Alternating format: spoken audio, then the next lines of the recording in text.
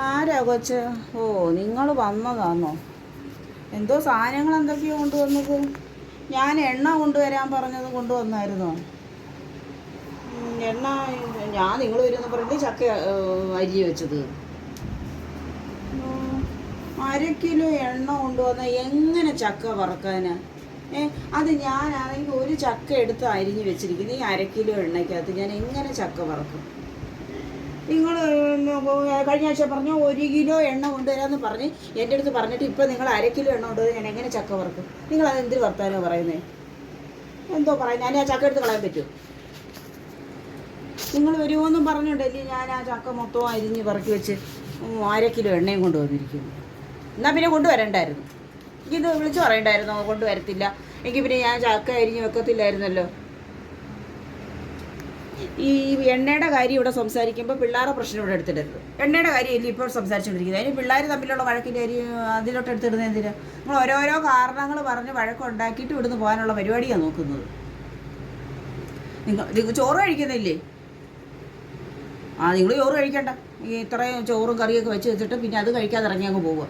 എണ്ണയും കൊണ്ടുവന്നിട്ട് അതിൻ്റെ പേരിൽ പിന്നെ പിള്ളേരുടെ പ്രശ്നത്തിൽ എടുത്തിട്ട് പിന്നെ അതൊരു ഭയങ്കര വഴക്കായിട്ട് അങ്ങ് തീരും.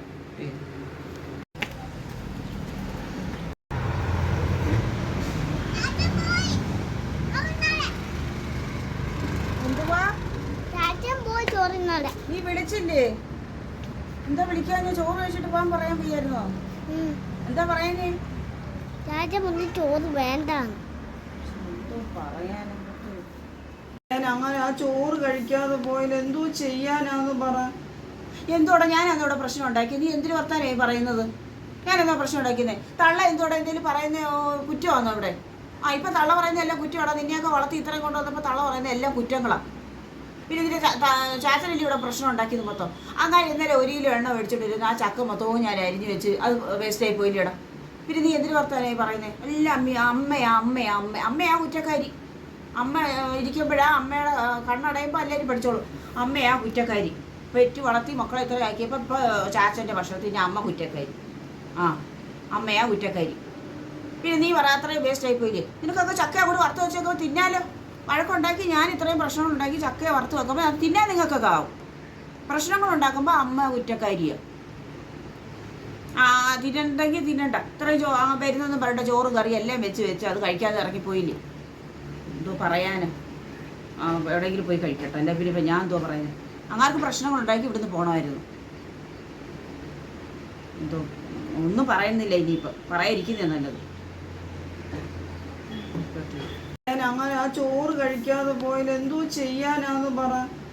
എന്തോടെ ഞാൻ അതോടെ പ്രശ്നം ഉണ്ടാക്കി? നീ എന്തിനു വർത്താനായി പറയുന്നത്? ഞാനെന്താ പ്രശ്നം ഉണ്ടാക്കിയെന്നേ? തള്ള എന്തോടെ എന്തെങ്കിലും പറയുന്ന കുറ്റമാണോ ഇവിടെ? ഇപ്പം തള്ള പറയുന്ന എല്ലാം കുറ്റമാണോ? നിന്നെയൊക്കെ വളർത്തി ഇത്രയും കൊണ്ടുവന്നപ്പോൾ തള്ള പറയുന്ന എല്ലാം കുറ്റങ്ങളാണ്. പിന്നെ ഇതിൻ്റെ ചാച്ചനല്ലേ ഇവിടെ പ്രശ്നം ഉണ്ടാക്കിയത് മൊത്തം?